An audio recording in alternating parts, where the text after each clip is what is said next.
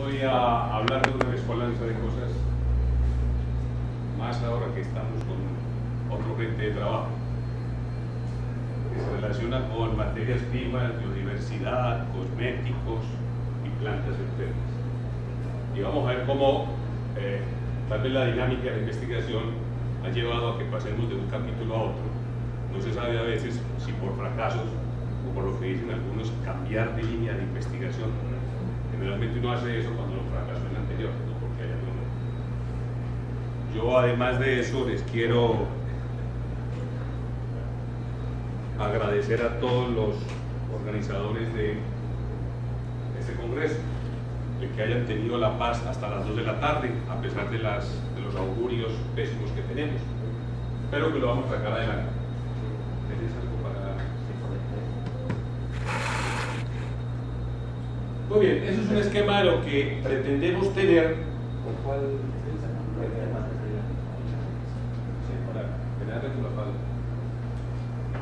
Muy bien. Este es un esquema de lo que pretendemos tener los que trabajamos química de productos naturales.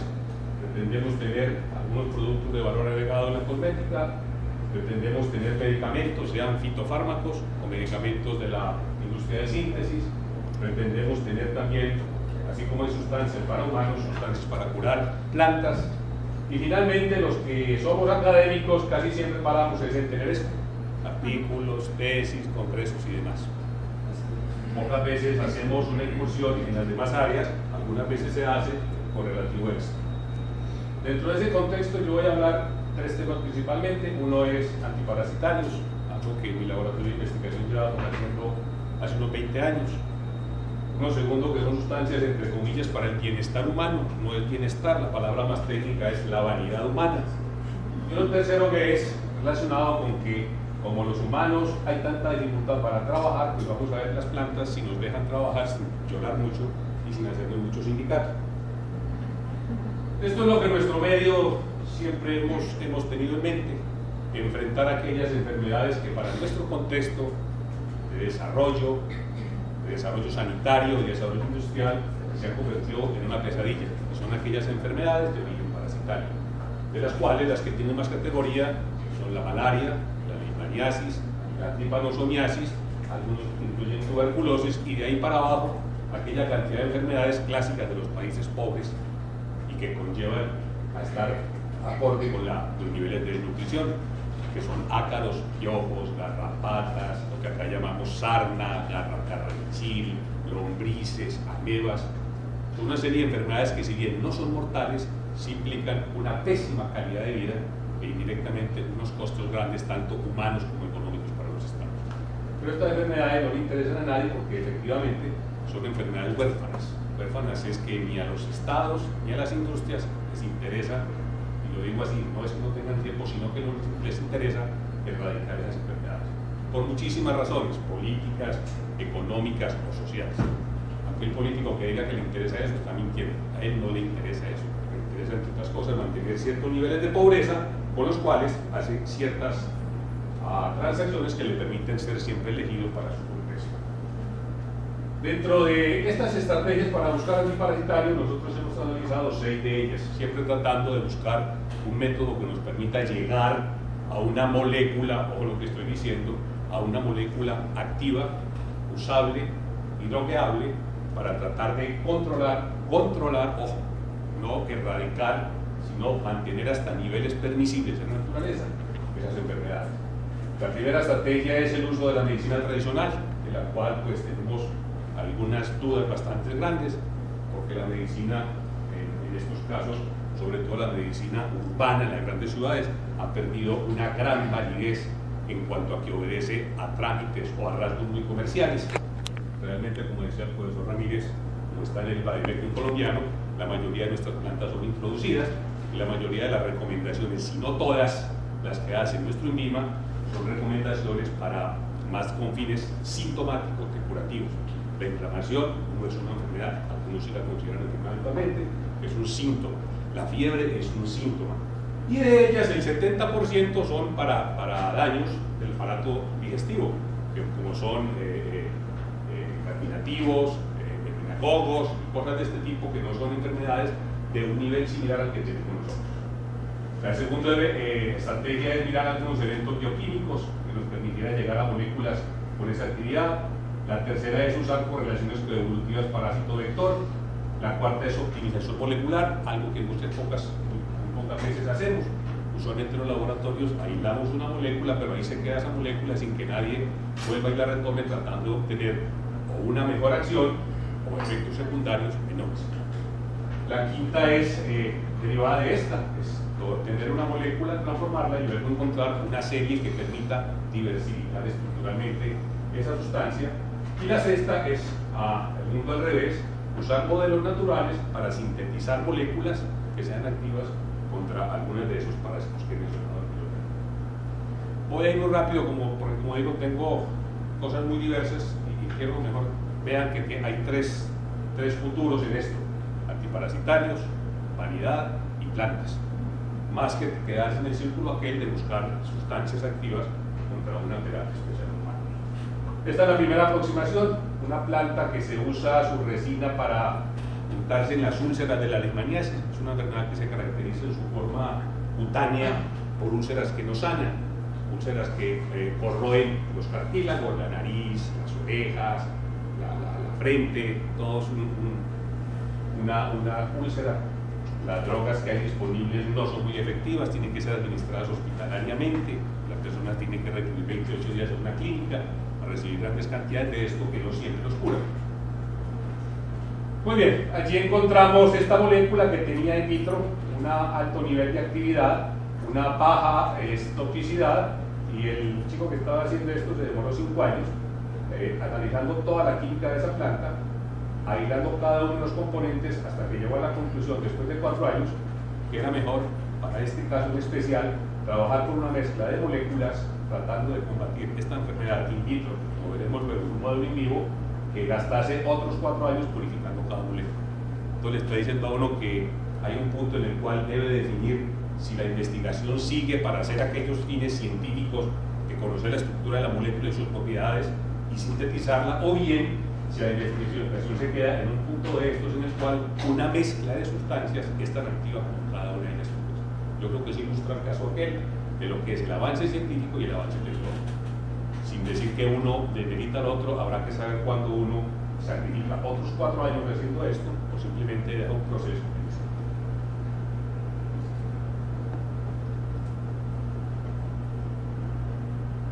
Muy bien. Esta es una frustración, esas cosas que ven la estructura y dice uno, bueno, con esta estructura voy a hacer maravillas. Esta clase de moléculas la habíamos nosotros aislado en el laboratorio, aislamos unas 20 de ellas con estos 2 núcleos, se llaman mistinas y betabardinas. Tiene unos hechos estructurales bastante interesantes, entre ellos que estos sistemas se parecen a las ectisonas. Las ectisonas son hormonas de mudas de insectos.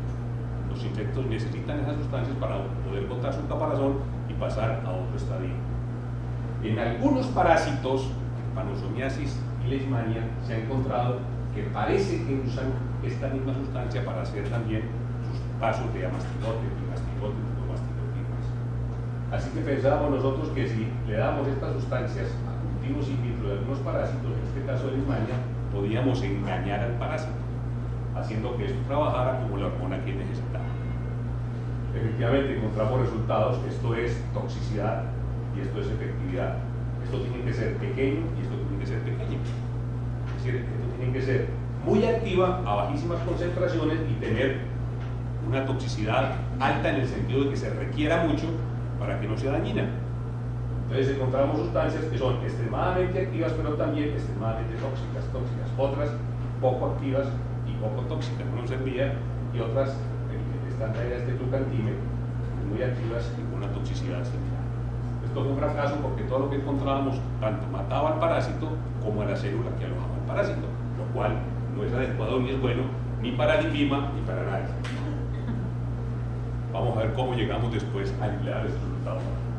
Este es otro evento bioquímico de decir, este hongo, que es un hongo que está involucrado en la pudrición de los troncos, y no por los sanguíneos, se llama sanguíneos porque tiene un color rojo intenso. Ese color rojo se lo imparte una sustancia llamada cinnabarbinas.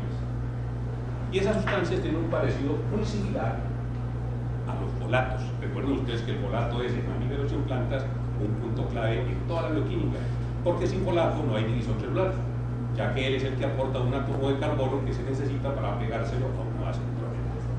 Ese parecido otra vez nos llevó a la hipótesis de que podíamos nosotros eventualmente administrar moléculas de este tipo y hacer que el bicho detuviera su bioquímica porque se iba a equivocar de molar. Lo que nos equivocamos fuimos nosotros, porque en el proceso de aislar esas moléculas, lo que aislamos fue otra sustancia, un ensayo bioguiado, siempre es extracto ensayo, cromatografía ensayo, partición ensayo, llegamos a una molécula muy distinta a la que habitualmente debíamos haber sacado. Lo interesante es que esta molécula es muy conocida, es el ergosterol hidroperóxido, que tiene una alta actividad no solo contra la imanes, sino también contra malaria. Y es una molécula que se produce muy fácil. Recordando ustedes que el ergosterol, los hongos, la levadura, la leche, la mantequilla, son ricas fuentes de ergosterol. Y este ergosterol hidroperóxido se genera por exposición de esas sustancias a la radiación, a la luz. Hace muchísimos años, cuando éramos muy pobres, recuerdo que había niños llamados raquíticos, y esos niños lo que hacían era que le impregnaban el pecho y la espalda con mantequilla o con leche. Y era una práctica que nadie explicaba por qué sucedía. Y lo que sucedía era que al aplicarle mantequilla o leche, lo que estaba haciendo era que ese ergosterol se estaba convirtiendo en esta sustancia, que a su vez es un precursor de la vitamina D. Esto es aquellos casos en los cuales uno piensa si moléculas de este tipo podrían hacer parte de un alimento como una medida para que en aquellas poblaciones expuestas a estos parásitos les sirva como una especie de nutracéutico o alimento funcional que le permita contrarrestar esos parásitos que van por su sangre.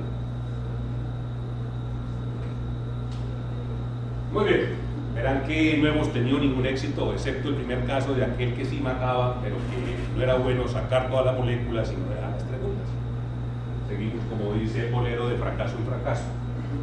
Este es uno de esos casos en los cuales llega el punto de definir para dónde vamos. El Panosoma cruzi tiene un vector, que es un parásito que causa la enfermedad de Chagas, una enfermedad silenciosa que, como muchos amores, acaba con el corazón y el vaso y los riñones. Y acaba con el corazón porque se aloja en algunas de las válvulas del corazón y comienza a desgastarlas. Y de pronto personas jóvenes tienen un infarto. Es un clásico, por ejemplo, en algunos sitios del sur de Venezuela, en Brasil, en Chile, personas que les dan un infarto y no saben de qué, y lo único que ven es que en la autopsia efectivamente tenía las válvulas rotas porque tenía una enfermedad de Chagas. Es una enfermedad que solamente se detecta a través de ensayos en química sanguínea, a diferencia de la tuberculosis o de la malaria o de la leishmaniasis, en las cuales el bicho se puede ver por los síntomas. Pero ese vector que aloja el parásito, aloja también una bacteria que es Serratia marcas, que produce este colorante, que es un colorante semi-industrial. Y ayer lo que dijimos, ¿cómo así? ¿Cómo infiernos hacen del intestino la bacteria para soportarse el protozoo que lleva el mismo insecto?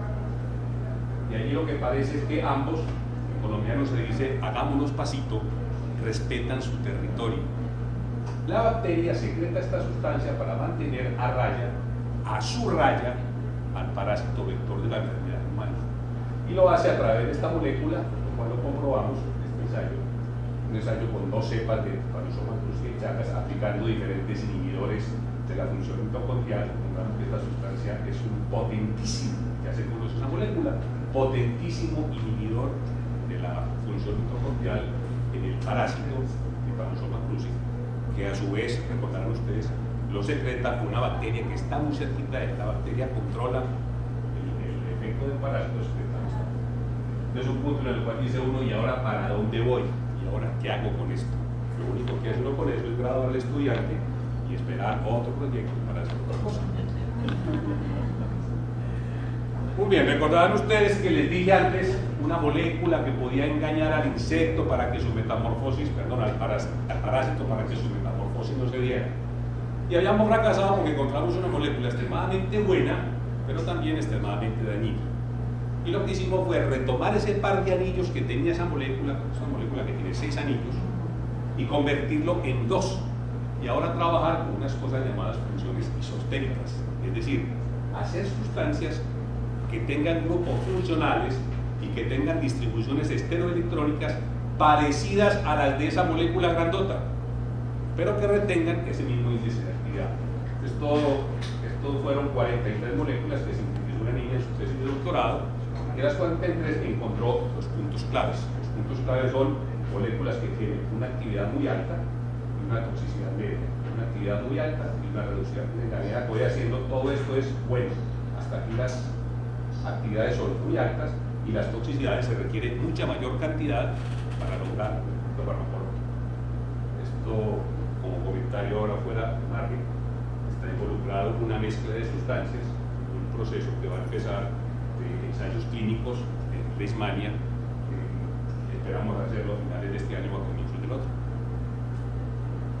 Esta quinta estrategia es sintetizar una serie de moléculas a partir de un resultado como el anterior. Esto es una molécula natural, la hilamos de una pasiflora fétida, una maleza, tiene una toxicidad muy alta, pero una actividad también muy atractiva. Y aquí la cosa que deben hacer los químicos orgánicos, entre los cuales tenemos suerte de Horacio, que sabe de eso, es tratar de mantener esta actividad haciendo transformaciones que reduzcan la toxicidad. Y esto otra vez, notaron ustedes que yo siempre hablo de estudiantes, porque ellos son los que hacen las cosas, yo soy todavía los cócteles. Sintetizó 45 moléculas y de las 45 encontró 2 de ellas bastante interesantes. Una toxicidad mucho menor a la sustancia original y un nivel de actividad que se mantiene muy alto. Ese nivel de simplemente cambiando grupos, la cadena que había aquí, en especial nos gustaba porque nos evita jugar con 3 centros asimétricos en la síntesis de esto. Sobra decir que se sintetizaron todos isómeros de este tipo y varias posiciones de grupos en auxilio. Pero los mejores fueron estos que están, si se quiere, desnudos para ello. Muy bien, y la sexta es jugar con modelos naturales, modelos sintéticos para buscar cosas naturales. Algunas sustancias de tipo diarilfuranos, como estos, han mostrado en ensayos in vivo ser muy activos contra tuberculosis.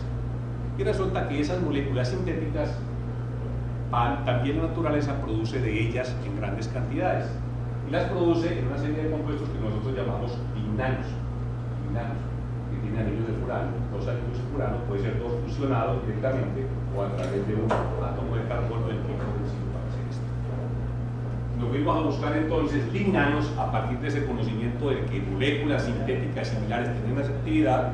Nos fuimos a buscar lignanos y ensayarlos contra tuberculosis. Encontramos esta molécula, metilfluviatilol, inhibe 98% a Mycobacterium tuberculosis. Tiene 2 problemas. Uno de ellos es que es una molécula estructuralmente muy sencilla. Y el segundo problema es que es una molécula que ya todo el mundo la conoce.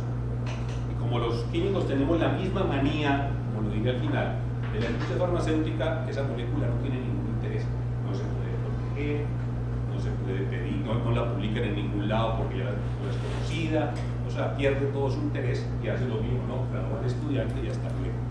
Pero antes de que se graduara, el estudiante hizo un ensayo demostrando que una molécula de ese tipo y otra de este tipo, que mire usted, tiene el sistema 2 anillos, en este caso no fueron exactamente, sino un heterociclo más complejo. Estas 2 moléculas actúan sobre el Mycobacterium inhibiendo la síntesis de ácidos grasos en la pared, que es el alma de la micobacteria. La micobacteria, recuerden que está rodeada de una capa grandísima de lípidos que impide que los agentes externos penetren a su interior y hagan allí los daños que causan las drogas. Pues esto lo que está haciendo es desestabilizando esa membrana para 2 cosas. Una, posibilitar que si damos un medicamento, él penetre, o 2, que la molécula, perdón, el parásito muera porque su contenido celular es vaciado, ¿no? Muy bien, este modelo es un poco más cercano, ya es el final de los parásitos, ya aquí fue con malaria. Esto lo trabajó un grupo grande de universidad, puede decir que hablar un grupo de malaria. De todo lo que han trabajado, lo más resaltable tal vez es esta planta que se produce aquí en el sur, por Nariño, se llama zapata o zapatillo, es Solanum nudo. De esa planta ellos a través de 8 años han evaluado muchísimo de su actividad contra Plasmodium, y allí lo que encontraron fue una serie de moléculas, entre ellas la diogenona, que tiene una actividad relativamente buena contra Plasmodium falciparum. El problema que surge ahora es que estas sustancias se encuentran en esta planta en 0.00001. Fíjense todo esto, 0.0001%. O sea, la cantidad que hay en la planta es muy baja. Y segundo, como se ha arreglado el chisme de que esto tiene unas sustancias que in vitro, ojo el problema, in vitro, han mostrado actividad contra Plasmodium, pues la gente ahora ha exacerbado la medicina tradicional y se ha dedicado a hacer test de esto y de todo. Y entonces la planta, que era una planta humilde, ahora está una planta en riesgo de desaparecer, porque la depredación está conllevando a que ella desaparezca de manera silvestre y nadie se encarga de cultivar. Aquí le metimos un punto de vista distinto al anterior, y es que tratamos de obtener esta molécula y otras que hay allí afines partiendo de una reacción muy sencilla, la diogenina. Notan ustedes que se obtiene del ñame. ¿Cómo se llama la planta? Solanum nudum.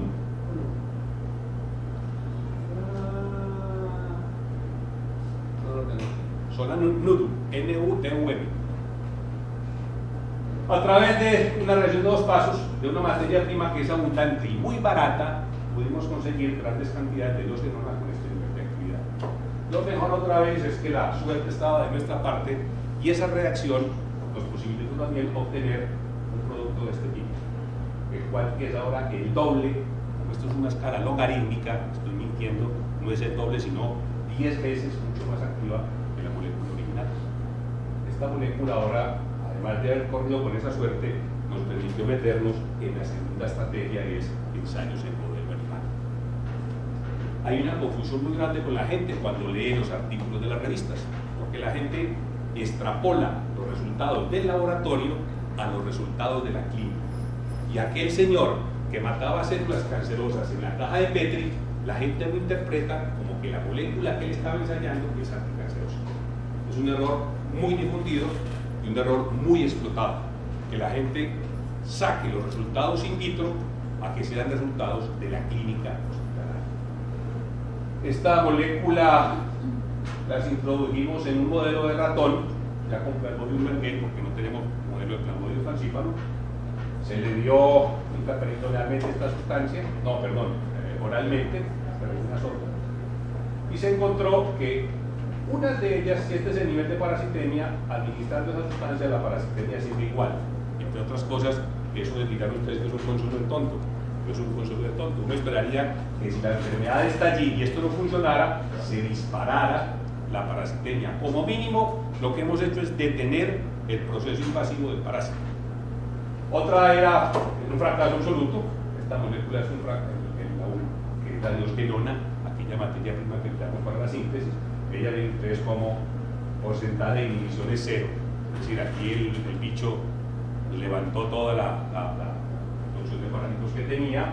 En otra hubo otro derivado, un resultado un poco mejor, fue levantando y fue inhibiendo hasta que llegó a este nivel del 40%. Ojo, esta molécula no ha sido optimizada, que es la tercera fase que hay que hacer. Optimizado, ¿qué es? Que esa molécula se absorba fácilmente por la vía de administración que se le da. Nosotros no sabemos de la cantidad que le damos oralmente cuánto de ello pasa al torrente circulatorio en un evento que se llama biodisponibilidad, que es un problema asociado al que planteó ahora el profesor con los polifenoles. Entonces toma 1 gramo de polifenol, pero a la sangre llega a 0.01 miligramo. Sin embargo, dicen algunos, llega tan poco y con tanta actividad. Esa molécula no ha sido optimizada en su biodisponibilidad, no ha sido optimizada tampoco en la modificación de grupos funcionales para ver si logramos una mayor actividad, pero tenemos allí un resultado, como se dice, promisorio para desarrollar en un modelo animal más grande. Ese modelo animal también nos permitió enfrentarnos a la leishmaniasis, en un modelo de Leishmania amazonensis en nariz de hámster, el cual la leishmania cutánea se caracteriza porque hace una úlcera. Y este es un modelo que en la úlcera del hámster, la enfermedad hace su herida y se le mide el diámetro de esa herida. Y posteriormente se le administra algo que hace que la úlcera se expanda, por lo cual no serviría, o que la úlcera se contraiga, es decir, que la cicatriz efectivamente se dé el proceso de cicatrización. Aquí hemos tenido muchísimos problemas porque otra vez lo hicimos en forma de solución, aplicando sobre la úlcera una solución de la sustancia. Alguien que haya tenido una úlcera, una llaga, sabrá que eso no se deja tocar con nada, cualquier cosa le duele a uno con esa espada. Aplicándolo al 1.3%, y encontramos que con la parasitemia que entraba por aquí, cada una de estas líneas es un animal, 4 animales. El INVIMA y los comités de ética no dejan hacer experimentos con más de 5 animales por tanto. No, antes decía, hagamos 30 para variar el método, dice, no, haga 5 veces 6, pero no haga 30 de una vez. Notarán ustedes que si el tamaño de la úlcera era este, de estos centímetros, 78 centímetros cuadrados, cuando se le inició el tratamiento, aplicando esta sustancia por 15 días, al finalizar el tratamiento, el tamaño de la úlcera había disminuido ostensiblemente, ¿no? Como de 78 a 22, y así sucesivamente. En este caso, entró con este tamaño de úlcera y salió casi igual, no, es un fracaso. Pero en los demás se ve que siempre hay una reducción en el tamaño de la herida. Es una sustancia, está escrita en clave. Este es uno de los derivados de la síntesis de la dioxinona. Aquí tuvimos resultados malos. Y resultados malos porque después de que ve uno, no es que la sustancia no funcione, sino que le deja tantas dudas el experimento que dice que eso es mentira. ¿Por qué razón? Porque es que los animales tenían una úlcera muy pequeña, la enfermedad apenas estaba comenzando, parece, y allí no es válido el modelo, el que se expanda o no. A lo mejor cuando la enfermedad está comenzando, el cuerpo tiene suficiente medida inmunológica para contrarrestar la parte del parásito, y lo que está haciendo es una curación espontánea y no una curación debido a los caracteres de la piel. Esto lo pone uno, depende de dónde se pare, le de mejoría, así entraba el bichito y así salió, como que no hay como mucha cosa, así entraba el bichito y así salió esta sustancia aplicada como una crema una vez al día por 15 días, que no tiene nada que ver. Noten ustedes cómo después de 15 días el tamaño de la lesión sigue muy grande. Este es una molécula, la que les dije al comienzo, la molécula aquella de no separar de 6 uno, sino dejar la mezcla de todos ellos, la actividad tenía. Este es un aspecto de ese experimento. Al inicio el tamaño de la lesión era este y al final se curó a los 90 días. Este es el rasgo de ese experimento, en el cual aquí hizo uno que hubo casi que una curación, entró así con 70 más o menos milímetros cuadrados de diámetro y salió como con 20, ¿no? Con la cuarta parte, es decir, aquí sí estaba ocurriendo un proceso de curación. Notarán ustedes que, como en el caso anterior, cuando suspendo la administración de la sustancia, la enfermedad se dispara. En todos los casos estaba pasando esto. Pero estos son casos de, después de haber visto los experimentos, que llega a uno a explicarse muchas cosas. Y esto me está diciendo que el experimento no debe durar la administración 15 días, sino que debo alargar por 20, 30 o 40 días la aplicación de eso. Este es el mismo caso anterior, pero aquí ya lo que hicimos fue duplicar la concentración y duplicar la aplicación 2 veces al día con una crema del 7.7%. Miren ustedes que la concentración puede ser alta, no es tan alta cuando hacen los cálculos de los miligramos por animal o por persona.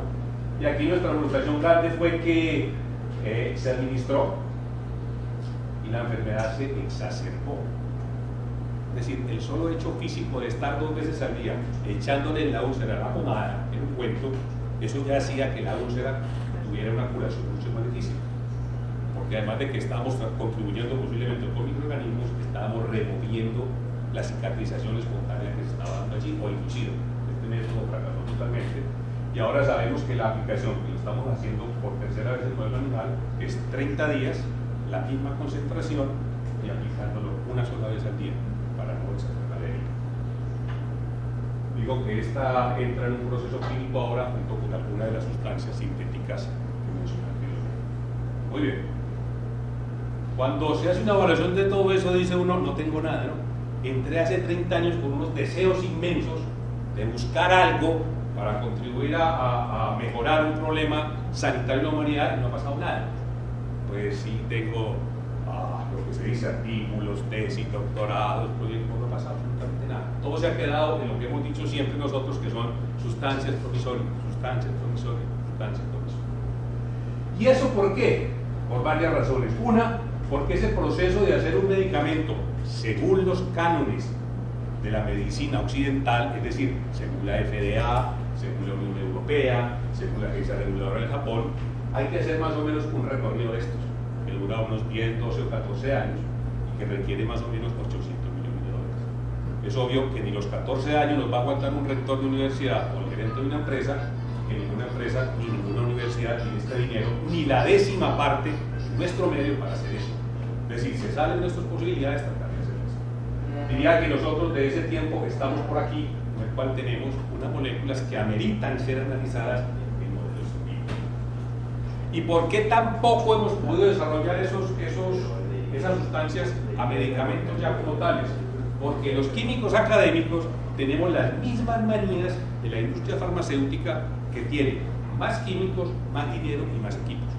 Nosotros siempre estamos buscando moléculas con nuevo esqueleto, estamos buscando nuevos mecanismos de acción, una molécula que sea drogueable, que tenga un blanco conocido, que se pueda proteger, que sea activa a muy bajas concentraciones y que no tenga efectos secundarios. Eso lo puede hacer Smith Kline & French, lo puede hacer Pfizer, lo puede hacer, pero nosotros no.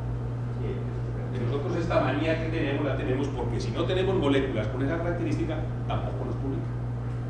Entonces estamos encerrados en un círculo vicioso. Tratamos de hacerlo mejor con lo peor en logística, en infraestructura y en dinero.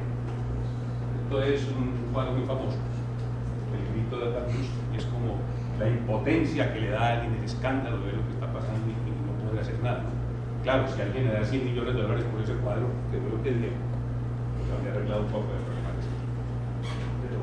Muy bien. Esto es la química para muchos, entre ellos muchos que tienen nociones acerca de la química de productos naturales. Todos dicen que la química es mala, una peste. Todos nos ven feo, ¿no? Alguien dice, si es verde es biología, si hace ruido es física, si no se entiende es matemática, y si huele asqueroso es química. Ahí estamos divididos. Y el concepto social es que la química es un peligro, es un riesgo. Y usted va al almacén, al supermercado, y coge un yogur y la gente dice, uy, pero tiene químicos. Y no sabe que la comida, la ropa, los computadores, está hecho de química. Esos son químicos. Lo que pasa es que la gente está para traduce mal. En inglés los químicas son sustancias químicas. Nosotros asimilamos sustancias químicas naturales con las sintéticas, y es la misma cosa, todo lo mismo. En vez de decir esto tiene sustancias sintéticas, que también tiene sus problemas, porque esto es sintético y esto no me causa toxicidad, como dicen que todo lo que es sintético es dañino, según eso todo lo sintético. Hay un concepto muy errado. Y nos ven así, como algo que mata, deforma, ensucia, contamina, intoxica, repele, irrita, la porquería. Y no saben que la química tiene dos caras. Es la misma señora. Yo cuando sea grande quiero ser novio de esa señora. Es la misma señora. Y todo depende del cristal con que se mire. Yo creo que no podemos satanizar las sustancias químicas sintéticas ni tampoco glorificar las sustancias naturales. Hay cianuro natural. Hay sustancias extremadamente tóxicas, como la batrazotoxina, por ejemplo, las toxinas de la difteria, la toxina del botulismo, son naturales. Y esa química es la que nosotros tratamos de explotar, respetando, eso sí, no solamente aparentar ser feos, sino el dejar de ser feos. Y allí es donde entra una segunda parte de esto. Como ya no pude con los parásitos, ahora lo que hace uno es cambiar de línea de investigación. Cuando uno fracasa en algo, como cuando uno lo deja a la novia, ahí está más fea y es más cantaletosa, pues yo le tonto, ¿no? Y aquí lo metimos con algo que ya es como un poco más provechoso. ¿Por qué razón? Porque en este momento la industria urge de nuevos materiales, la cosmética, y esto es la vanidad humana. Si usted pusiera una balanza cuánto pesan los artículos de la vanidad, peso los artículos de la farmacología o de la comida, se dará cuenta que la reacción es brutal. Que si 1 gramo de comida vale $1, 1 gramo de un cosmético vale $100. Así es. Que si un medicamento vale $10, 1 gramo de un tinte para el cabello, peso a peso, vale $1.000. Es decir, allí hay económicamente, hay una mina, en los puntos de vista literal, de oro alrededor. Y es lo que he tratado de hacer en los últimos 5 años, gracias al patrocinio de una empresa de mi ciudad, que lo que ha hecho es tratar de buscar la mayoría